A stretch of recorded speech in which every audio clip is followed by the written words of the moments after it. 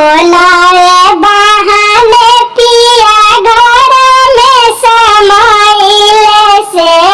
घर में समाइले निकली गईले हो उजे खिड़की के राह से निकली गईले हो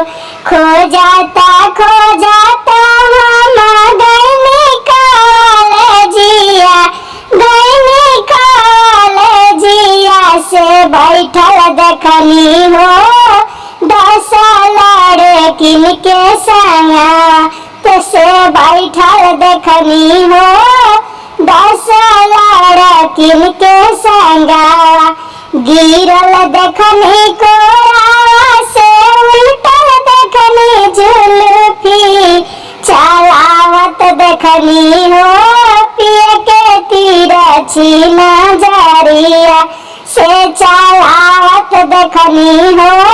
पिए के तिरछी नजरिया से हंसत रहली हो पिए के संगे सवतिनिया से हंसत रहली हो पिए के संगे सवतिनिया डांटा